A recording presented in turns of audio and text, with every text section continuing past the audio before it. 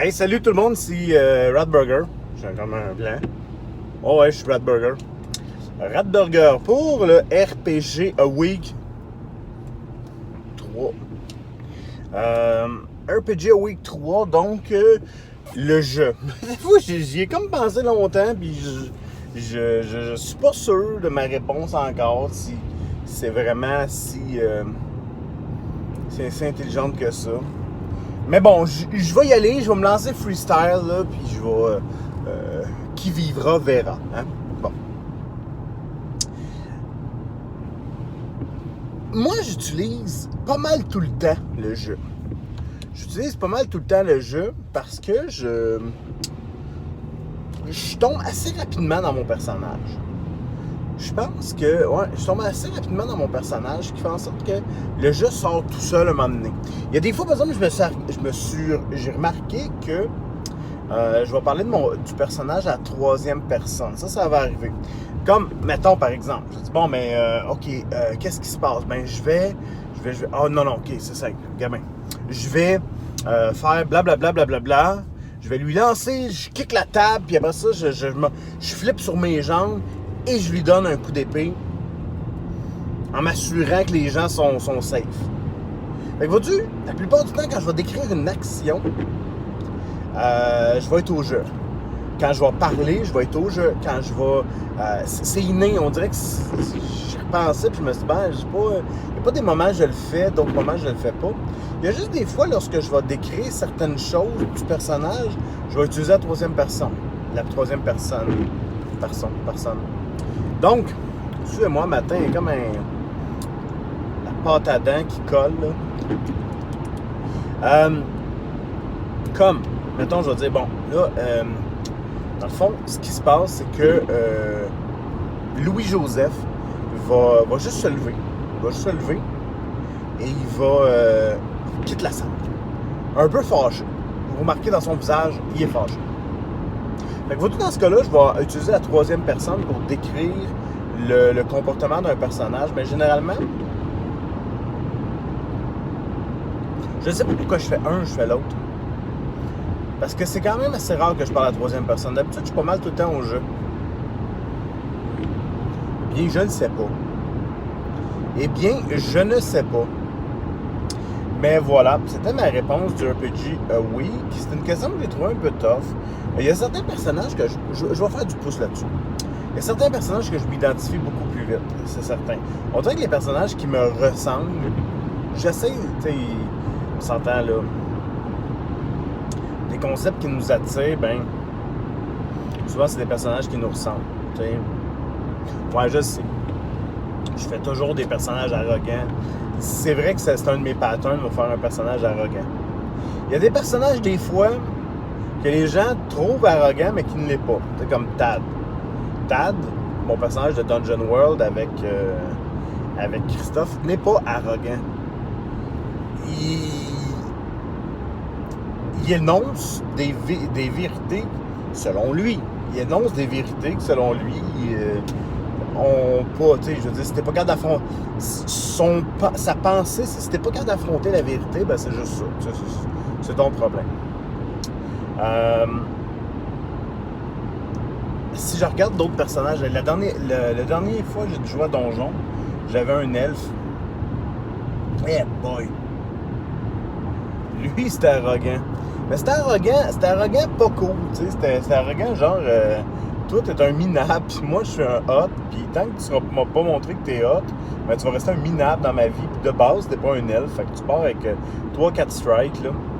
Fait que, ouais, ça vois-tu, lui, je comprends que... Ah, puis je m'amusais ouvertement à insulter les NPC, ce qui faisait que, dans le fond, les autres joueurs me sauvaient la mise. Fait que, tu sais, moi, je trouvais ça très cool. Je me mettais toujours je mettais tout le temps tout le monde dans la merde, ce qui générait des situations intéressantes, puis qui donnait... écoute, on s'entend, là, la plupart du temps, je me faisais retirer des situations.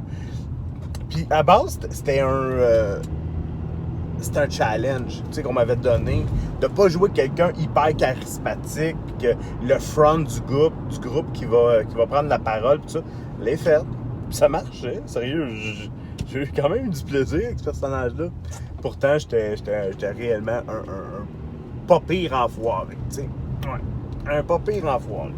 Donc, ouais. À part ça, mes autres personnages, regarde, vois-tu, j'ai un ange présentement. Un ange à Urban Shadows. Urban Shadows, c'est un jeu propulsé par l'Apocalypse. Et tu joues un personnage qui est... Dis-toi que c'est le World of Darkness, mais tout ensemble. Tout ensemble. Fait que, mais c'est un jeu très politique dans lequel les clans s'affrontent, dans lequel les loups-garous, les loups-garous, les vampires, moi j'étais un ange out of the blue, j'étais un peu une wildcard là-dedans. Il y a des humains, tu sais, comme Christophe Pilule Rouge joue un chasseur. Donc voilà, il y a des, tu sais, il y a Xenowitch, Stéphanie qui joue un possédé, donc d'un démon et tout ça. Fait que tu sais, ça amène des clashs puis tout ça. Puis je joue un personnage qui est complètement déconnecté. C'est rare que je joue des personnages un peu hors normes, on en parlait, mais moi je suis très... Bon, là, les gars vont dire mais ma gang régulière va dire n'importe quoi, mais moi je joue assez rarement quelque chose d'éclaté. Tu sais, je suis assis dans le standard. Il me semble, en tout cas, je suis assis dans le standard. Puis, un ange, je vais t'avouer, dans ce contexte-là, c'est assez éclaté. Fait que là, j'ai joué écoute, je me suis mindé un espèce... C'est un ange, c'est une demoiselle blonde, mais je la veux complètement asexuée. Pas asexuée, mais asexuelle un peu, là, tu sais, qu'il n'y a pas qui sera pas dans la séduction ni rien, qui va être dans le... écoute, je te balance des phrases liturgiques, je suis dans l'énoncé de la vérité. Écoute, j'essaye je suis une donneuse de leçons, beaucoup. Mais des leçons genre très au terme épiscopal, comme on peut dire. Fait que donc c'est très basé sur la religion. J'ai quand même du fun à jouer à ça, mais je me demande où ça va aller, parce qu'à un moment donné, je sais que je vais me faire démolir, parce que tu sais, je joue quand même avec un vampire pocheur, une fille qui est possédée par un démon, une espèce de fée qui est dans la luxure et dans la jouissance du moment. Fait que tu sais, je suis un peu là-dedans. Fait que je me demande comment ça va se développer avec le temps. Mais j'ai un personnage très... Et ce qui fait en sorte que le fait que je sois très réactif, c'est un autre de mes challenges que je me suis donné. Je joue un personnage qui fait pas... qui est pas le personnage qui va réagir. Ben oui, je vais réagir. C'est justement ça, excuse-moi, je reprends ça. C'est justement, je vais réagir, je n'initierai pas l'action. Fait que je suis pas proactif dans cette partie-là. Je suis vraiment la traîne. Puis je me suis fait un background avec lequel, bon, là, je vois, en voyant Christophe, j'ai su que ma mission et tout ça, c'était de le protéger, blablabla. Ce qui fait en sorte que je suis un peu en réaction avec qu'est-ce que Christophe va faire, le personnage Pilule Rouge, dans le fond. Fait que j'en reste là. Ça va dépendre de ce que lui va faire. C'est un peu inattendu, c'est un peu inhabituel pour moi de faire ça, parce que d'habitude, je suis comme un peu le vecteur de mouvement. Mettons, dans une partie, là, je traîne un peu la gang, tu sais, j'ai d'habitude cette énergie-là. Ben là, vois-tu, je l'ai pas. J'essaie du moins de pas l'avoir, puis je veux me sortir de ma zone de confort. Je veux me sortir de mes patterns, voir. Et vois-tu, j'ai quand même pas mal de plaisir à jouer ce genre de personnage.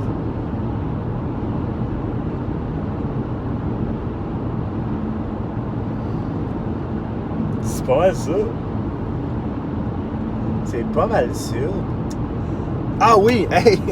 Je vais te rajouter, tant qu'elle est sur le RPG Away, je vais faire une mise à jour. Là, je suis en chemin pour le travail. Je vais maîtriser une autre partie de l'appel de Cthulhu. Ouais. L'appel de Cthulhu. Fait que donc... c'est ça, fait que je vais maîtriser une autre partie pour faire découvrir à des amis de jasage de jeux de rôle. Hey, check bien ça. Là, je te fais un message, jasage de jeux de rôle, là. Tu me fais rire. Je vois sa vidéo, tu l'as sûrement vu, je vois sa vidéo, bon, blablabla, ses amis ont parlé de Cthulhu, bon, parfait, il pense à moi tout de suite, super. Et là, dans sa vidéo, il dit, il pourrait peut-être maîtriser sa tente, ok, moi je l'écoute, ça gêne, tout ça. Ça va se passer pas loin de l'Halloween, fait que je vais sûrement faire un Halloween special. Et là, Cthulhu, c'est pas mal tout le temps Halloween special. Fait que c'est ça. Fait que dans le fond, il dit, il pourrait peut-être m'aider à faire un module, tout ça. Moi, je l'appelle. Hey, yo! Tu veux quoi exactement? Toi, c'est quoi le meilleur scénario pour toi? Ben, tu sais, je pourrais maîtriser, blablabla. OK, ouais, pas de trouble. Je vais t'aider. Si je vais t'aider, je vais te donner un quick win. On va monter un quick win ensemble. Si tu veux, une aventure, c'est sûr que ça va marcher. Puis là, finalement, il me dit, ben là, tu sais, si ça te tente. Et là, je voyais qu'il tournait autour du pot. T'es gêné, c'est vrai. Ben non, mais gêne-toi pas, là, sérieusement, ça me fait plaisir. Un one-shot de même, là, j'ai toujours bien du plaisir à faire ça. Ça m'engage, tu sais, à pas une game complète, parce que ça, j'aurais pas nécessairement le temps présentement. Mais, parce que j'en ai quand même un peu ses épaules, mais. Non, ouais, ça va me faire plaisir, découvrir une nouvelle gang, leur, tu sais, mettre des personnages dans des situations atroces, là, ça va me faire une immense joie. Hey, voilà, fait que donc, je t'ai fait pas mal une mise à jour, qu'est-ce qu'il y en a. Chez nous, c'est ça, chez nous, à ma game régulière, et là, on vient de terminer. Je vais le prendre le temps, là, dans le fond, j'ai du temps sur la route, je vais te jaser de ça. On joue à All for One. Là, on va switcher. On est dans une coupure, une bonne coupure narrative, fait que c'est le temps. On va switcher. On va switcher pour Spirit of 77. C'est un jeu propulsé par l'Apocalypse. J'ai fait un review. Mon dernier vidéo, je pense avant, c'était un review de ça. Moi, c'est un jeu. Je vais appeler ça un jeu lâcher prise. Tu te prends pas la tête, il y a pas de. Tu peux faire du beau roleplay, du roleplay fun, mais le but du jeu, c'est surtout de réagir à des situations. Puis tu sais, pour ceux qui ont déjà écouté Duke of Hazzard, ben, t'as une idée de ce que ça peut te donner. Tu peux mettre un peu de $6 Million Man là-dedans, puis ça va te donner une idée de la série que ça peut créer. Puis en même temps, les boys ont défini une couleur à ça, tout ça. Puis on a. Je me suis donné certains contrôles, là, puis la série va s'appeler Terrible Trouble in New Mexico. Fait que donc, voilà. Là, il y en a qui ont des scoops, là. Ouais, le Roll20 s'en vient, puis tout ça. Bon. Mais dans All for One, moi, dans All for One, comment j'ai opté pour quoi? Premièrement, je commence toujours de la même façon quand j'aborde un nouveau jeu. Je fais une aventure du commerce pour... juste pour me mettre dans le mode de qu'est-ce que le jeu s'attend. Les concepteurs du jeu, là, il y avait quoi comme vision quand ils ont fait le jeu? Qu'est-ce qu'il y avait comme vision du jeu? Ça serait quoi exactement ce jeu-là? Fait que j'ai joué une petite aventure faite par... il n'y a pas beaucoup d'aventures pour All for One d'éditer. Mais ça faisait déjà plusieurs mois que j'ai... Moi, je vous l'ai dit, j'étais un passionné d'histoire. Hein. Si c'était pas dans la vie qu'il fallait faire des sous, ben j'aurais clairement étudié l'histoire. Là. Et ça faisait déjà quelques moments que j'étais à fond dans l'histoire française. L'histoire française du 15, 16, 17, 18e siècle. Donc jusqu'à la Révolution. Là. Je commence à regarder un peu plus après la Révolution, la Restauration et tout ça, les empires. Mais moi, je suis en train de... ça me passionne vraiment. Puis je me documente beaucoup. Puis évidemment, ça a fait germer un paquet d'aventures et tout ça. Regarde comme là. Comment ça a commencé? J'ai les ai fait une aventure du commerce qui s'appelait... Force majeure. C'est une aventure tout simple. On les envoie dans un château C'est un des personnages clés, l'astronome du roi, qui les envoie dans un château lointain où est-ce qu'il y a des problèmes. Et là, c'est là que tu commences tu commences déjà à toucher à une des sociétés secrètes un peu bad qui s'appelle le School of Night. Ils sont des sorciers, tout ça. Les héros ont touché à ça. Ils sont tombés sur un loup-garou première game. Je pense que je n'ai parlé un petit peu dans les autres vidéos. Hein. Ils sont tombés sur un loup-garou.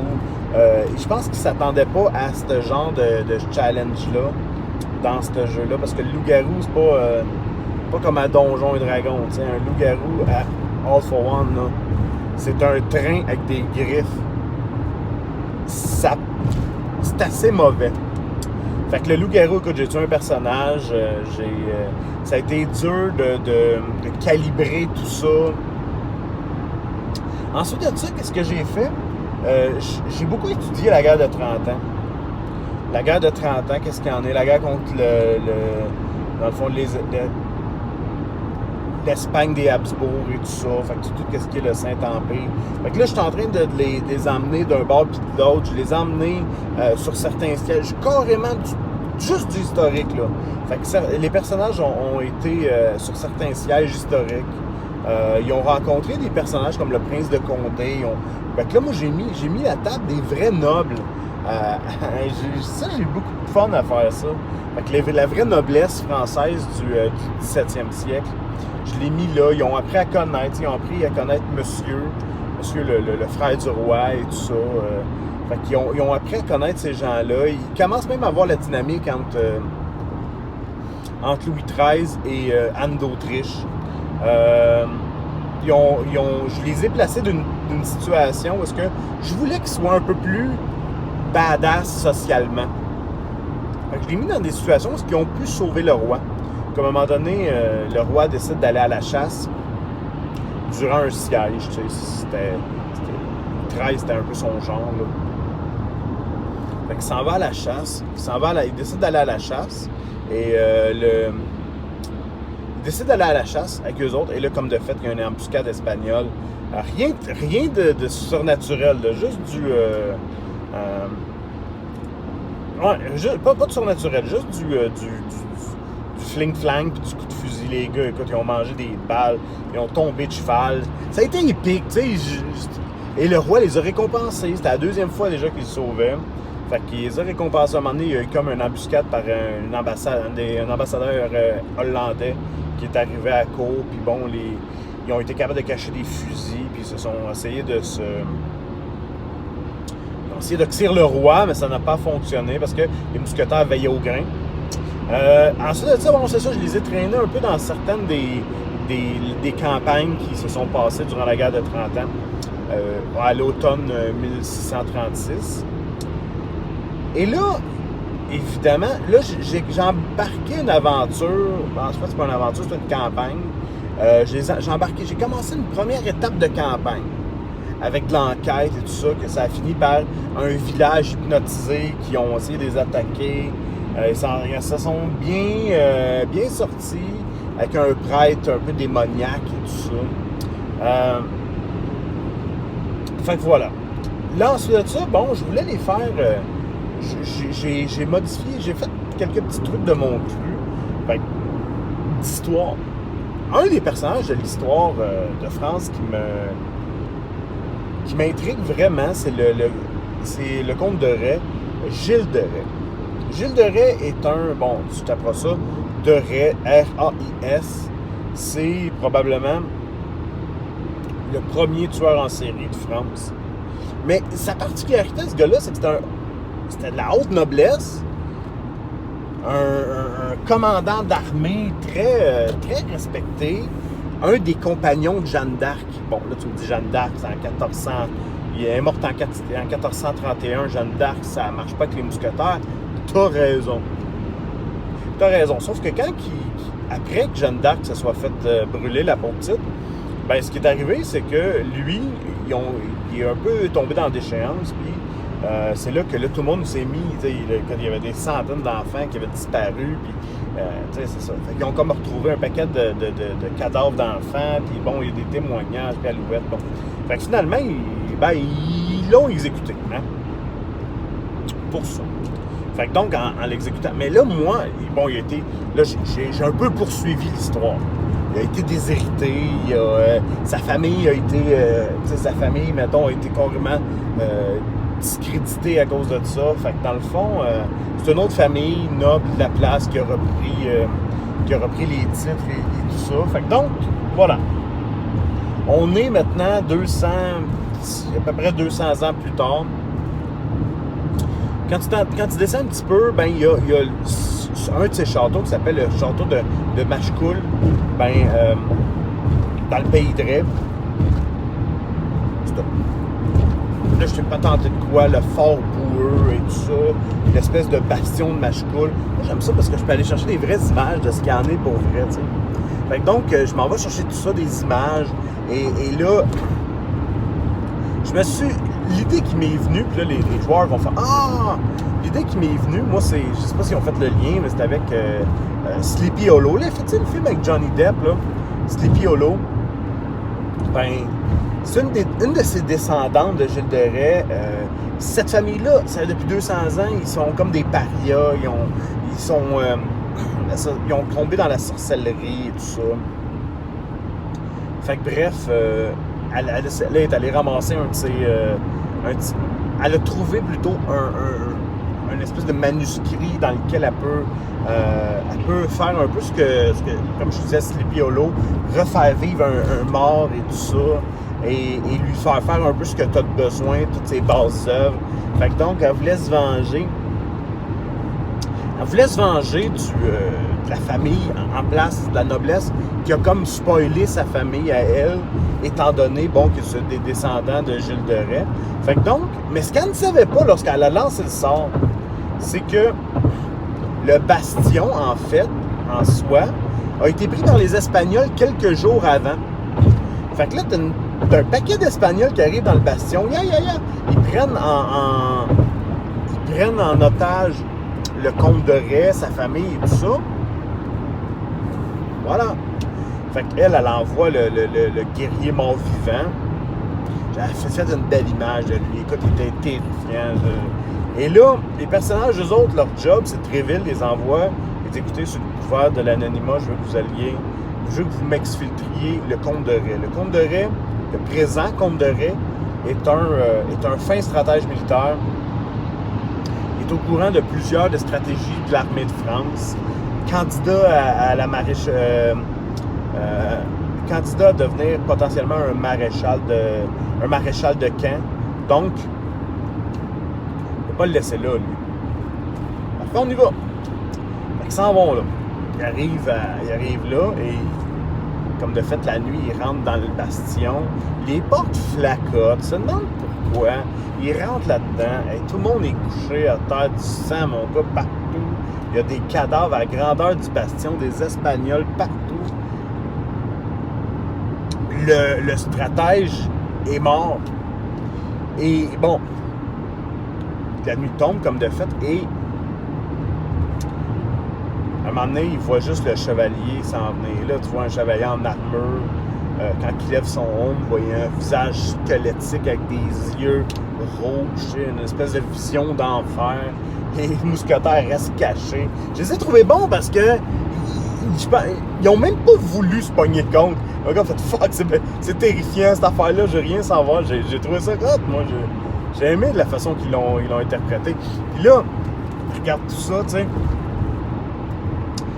Il y en a même qui ont dit non, Chris, si tu veux qu'on fasse comme ça, on repart à Paris, il est mort, le gars il est mort, notre mission est faite. Fait qu'ils se sont ramenés un peu, tu sais, ils se sont boostés pour se dire, ben, allons-y quand même. Fait qu'ils sont retournés au village. Là, ils ont été à l'auberge, ils ont commencé à jaser pour avoir des infos, commencer à questionner le monde sur ce gars-là, sur ce qui se passe, tout ça. Ah oui, c'est ça. Avant, quand le chevalier s'en venait puis les autres qui étaient au bastion, ben, il y avait un écuyer espagnol qui était resté en vie parce qu'il s'était caché. Et c'est ça, justement, que appelons-le le Death Knight. Il est arrivé et il est allé le tuer. Le chevalier de la mort est allé le tuer. Et là, ils l'ont vu carrément avec sa grande épée juste empaler le garçon qui se cachait dans du foin. le lever dans les airs et s'empaler doucement dessus en glissant. En sortant d'une seule main, il a poussé le garçon de son épée et il est reparti. Et là, j'avais le droit à une gang de gars terrifiés. Ah! Et quand ils sont revenus, ben là, ils ont commencé à se poser des questions. Puis, est-ce qu'on va vraiment se pogner contre ça? La nuit, finalement, a été un peu plus rock'n'roll. Parce que ce qu'ils ne savaient pas, eux autres, c'est que dans cette auberge-là se cachait la femme et l'enfant du présent comte de Ray. Fait que donc, le chevalier est allé attaquer. Il attaque le... Et là, s'en suivit, écoute, une nuit d'action. Fait que finalement, ils ont été capables d'aller... Ils ont ramassé la fille, qui à la base était une petite herboriste, qui se posait avec, là, mais là, qu'est-ce qu'elle a fait, quelle niaiserie elle a fait, tout ça. Au début, je pense qu'ils ne savaient pas que elle faisait partie des méchants de la game. Jusqu'à un moment donné où est-ce qu'elle comme tout bon méchant, elle a dévoilé son plan machiavélique, et là, ça a été... Ils ont comme compris. Elle a essayé de lancer un sort. Ça a marché, so-so. Ils ont fini par la tuer parce qu'elle a poignardé un des mousquetaires. Montpellier, elle a poignardé Montpellier. Puis là, c'est ça qui est arrivé. Fait que bref, un combat épique. Parce que moi, j'avais testé quelque chose. Je voulais pas arriver avec un... J'y ai mis... Check bien ça. C'est bon. Le triple de film d'horreur. J'y avais pas mis de point de style à lui. Parce que des points de style à All for One, ça te permet de relancer des dés, puis ça te permet d'être épique, tout ça. Moi, j'avais mis des Jason Point. Tu sais, là, moi, je vois un chevalier mauve, une grosse armure, une grosse épée, il est bad. Je mets des Jason Point. Des Jason Points, qu'est-ce que ça fait? C'est que je peux utiliser des compétences, j'en avais 5, des compétences de mort vivant. Fait que ben ça. À un moment donné, j'arrive, il y en a un qui court dans le bois, qui se sauve de lui, et j'ai utilisé un Jason Point juste pour tourner. Le gars, il tourne un arbre, paf, il est là. C'est comme dans Jason, lui, il marche pas, il se téléporte. Mais c'est un peu ça, là. Explique pas trop comment ça marche. C'est un Jason Point qu'il a utilisé. J'en ai mis 5. J'avais pas de dés supplémentaires, j'avais pas de style point, j'avais rien. J'avais uniquement ça. C'était une brute, là. Tu sais, on s'entend, il y avait 5 de force, 5 de body, un peu d'agilité, puis tout ça. Mais c'était assez une machine de combat, là, le gars. Mais, ils m'ont surpris. Parce que je leur avais parlé d'une vieille église dans la forêt, du temps de Gilles de Rais, qui était plus vraiment en fonction. Fait que finalement, quand ils sont allés voir, ils se sont rendus compte que c'était une coupe de tombe avec la footing, tu sais. Mais ils ont été capables de subtiliser son épée et ils ont été la foutre là. J'avais pas prévu ça. Et là, moi, j'ai embarqué dans leur délai. Là, je me suis dit, bon, mais eux autres, c'est des... OK, parfait. Fait que donc, ils sont... en allant mettre ça en allant porter une épée dans une terre consacrée, ben, je peux pas aller la chercher. Fait que c'est un peu comme ça que je l'ai joué. Et là, écoute, ça a suivi un combat. Écoute, ça a été... J'ai tué un personnage en y écrasant le visage avec un coup de poing. J'ai fait beaucoup... Il a roulé comme de la merde. Moi, j'ai roulé beaucoup trop fort et paf, j'ai écrasé le visage. Là, ça s'est fini. Ils sont rentrés à Paris dans Débiné. Et tout de suite à Paris, le grand veneur de France les attendait. Ils ont soupé, ils ont mangé avec le roi avant de partir avec le grand veneur parce qu'il y a des problèmes à Évreux. Il y a une bête là-bas qui déchiquette un man-eater là, qui déchiquette. Fait que si tu veux regarder, tu vas aller voir la bête d'Évreux et tu vas voir l'histoire. C'est basé sur une histoire... c'est basé, évidemment, bon, ça va être roleplay, là, ça va être amené sur du jeu de rôle, mais c'est basé sur une histoire réelle qui est arrivée du temps de Louis XIII. La bête d'Évreux. Donc, hey, j'ai presque fait une demi-heure, fait que on s'en reparle une autre fois. Rock and roll, salut!